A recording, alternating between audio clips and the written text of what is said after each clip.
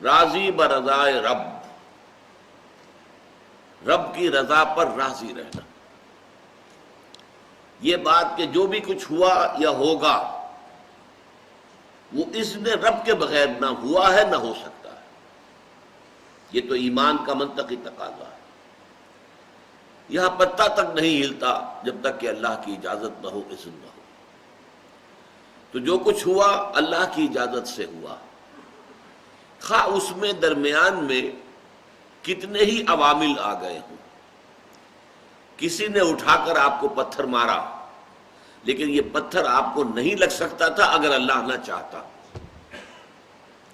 پتھر مارنے والے کا عمل اپنی جگہ ہے، لیکن آپ کو اس پتھر کا لگ جانا جو ہے یہ بغیر اذن رب نہیں ہے. لہذا اس کو سمجھیے کہ اللہ کی طرف سے آیا. ایک اس میں لطیفہ بھی ہے کہ ایک کوئی درویش یہ کہتا ہوا جا رہا تھا ایک جذب کی کیفیت میں، جو رب کرے سو ہو، جو رب کرے سو ہو، جو رب کرے سو ہو. ایک شخص نے اٹھا کر اس کے سر پہ پتھر دے مارا. اس نے پلٹ کر دیکھا تو شخص نے کہا مجھے کیا دیکھتے ہو، جو رب کرے سو ہو. تو اس درویش نے جواب دیا کہ یہ پتھر مجھے تو رب کے مارے ہی لگا ہے، لیکن میں دیکھ یہ رہا تھا کہ بیچ میں منہ کس کا کالا ہو گیا، کس نے اپنے لیے جو ہے وہ عذاب اللہ کا کما لیا. ورنہ مجھے بہرحال یہ پتھر لگا ہے تو اس میں اذن رب شامل ہے. اچھا، اب جو شے اذن رب سے ہو رہی ہے، بندہ مومن کا اگر اپنا تعلق اللہ کے ساتھ مخلصانہ ہے، اس میں منافقت نہیں ہے، اس میں ریا نہیں ہے، اس میں دھوکہ نہیں ہے، اس میں فریب نہیں.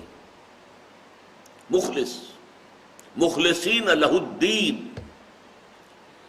تو اللہ تعالیٰ کا تعلق بھی اس کے ساتھ ریسیپروکیٹ کرتا ہے. اللہ تعالیٰ انا عند ظن عبدی بی، حضور یہ اللہ کا قول ہے حدیث قدسی میں کہ میرا بندہ میرے بارے میں جو کچھ گمان کرتا ہے میں وہی سلوک اس کے ساتھ کرتا ہوں. اللہ تعالیٰ بھی مخلص ہے. اللہ تعالیٰ کی مرضی کے بغیر کچھ نہیں ہو سکتا، تو یقیناً جو کچھ ہوا ہے اس میں میرے لیے خیر ہے. چاہے فوری طور پر مجھے ناگوار گزرا ہے، مجھے تکلیف ہوئی ہے، میرے لیے یہ شے جو ہے ناپسندیدہ ہے، لیکن ان دی لانگ رن مجھے یقین ہے کہ اس میں خیر ہے. بیدک الخیر انک علی کل شیء قدیر. اے اللہ تیرے ہاتھ میں خیر ہی خیر ہے، تو ہر چیز پر قادر ہے. اچھا، جو ہوگا وہ بھی اذن رب کے بغیر نہیں ہوگا. یہی تصور اس کے بارے میں ہونا ضروری ہے.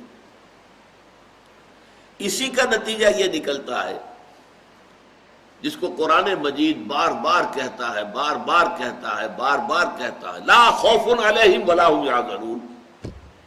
کیا مطلب اس کا؟ نہ ان پر کوئی خوف ہے نہ حزن سے دو چار ہوتے. عام طور پر یہ سمجھا جاتا ہے کہ یہ آخرت میں ہوگا. آخرت میں تو بتمام و کمال ہوگا، دنیا میں بھی ہوتا ہے. خوف کس بات کا بھائی؟ ہوگا وہی جو میرا رب چاہے گا. وہ میرا دوست ہے، میں اس کا ولی، وہ میرا ولی. الا ان اولیاء اللہ لا خوف علیہم ولا هم یحزنون. جو اللہ کے ولی ہوتے ہیں، اللہ کے دوست ہوتے ہیں، ان کے نہ کوئی خوف ہوتا ہے نہ حزن ہوتا ہے. خوف کس بات کا؟ ہوگا وہ جو اللہ چاہے گا، اور جو کچھ اللہ چاہے گا اس میں کوئی نہ کوئی خیر ہوگا، چاہے فوری طور پر مجھے نظر نہ آئے. قرآن کہتا ہے سورہ بقرہ میں عسیٰ ان تکرہوا شیئا وہو خیر لکم وعسیٰ ان تحبوا شیئا وہو شر لکم. عین ممکن ہے کہ تم کسی چیز کو ناپسند کرو درحالے کہ اسی میں تمہارے لیے خیر ہو، اور عین ممکن ہے کہ تم کسی چیز کو پسند کرو درحالے کہ اس میں تمہارے لیے شر ہو. اللہ یعلم وانتم لا تعلمون. اللہ جانتا ہے، تم نہیں جانتے.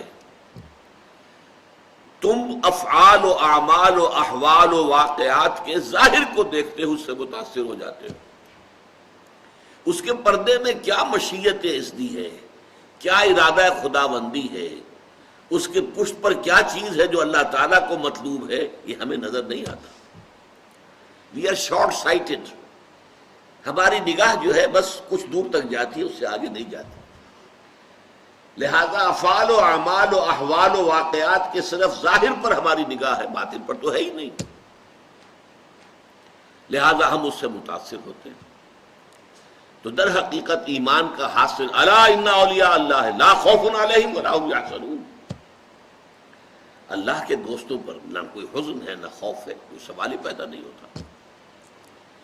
اسی طریقے سے قرآن مجید جو ہے بلند ترین مقام جو انسان کا ہو سکتا ہے، اس کی تعبیر کے لیے الفاظ استعمال کرتا ہے رضی اللہ عنہم ورضوا عنہ.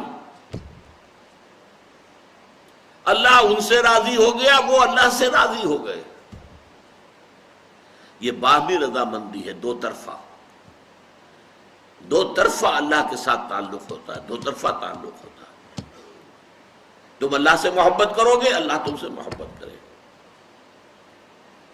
تم اللہ کے ساتھ مخلص ہوگے، اللہ تعالیٰ تمہیں واقعتاً اپنا مخلص بندہ بنا لے گا. تم اللہ کی طرف چل کر آؤ گے، اللہ تمہاری طرف دوڑ کر آئے گا. تم بارش بھراؤ گے، اللہ ہاتھ بڑھائے گا. تم اسے محفل میں یاد کرو گے، اللہ اس سے کہیں بہتر محفل میں تمہارا تذکرہ کرے گا، ملائکہ مقربین کی محفل میں. تم اللہ کو اپنے دل میں یاد کرو گے، اللہ اپنے جی میں تمہیں یاد کرے گا. یہ دو طرفہ معاملہ ہے. تم اللہ کی مدد کرو گے، اللہ تمہاری مدد کرے گا. ان تنصروا اللہ ینصرکم ویثبت اقدامکم. اگر تم اللہ کی مدد کرو گے، اللہ کی مدد سے مراد کیا؟ اللہ کے دین کی مدد، اس کی نصرت. اللہ تمہاری مدد کرے گا. یہ رضی اللہ عنہم ورضوا عنہ سورہ مائدہ میں بھی آ رہا ہے، سورہ توبہ میں، سورہ مجادلہ میں، سورہ بینہ میں 4 مرتبہ.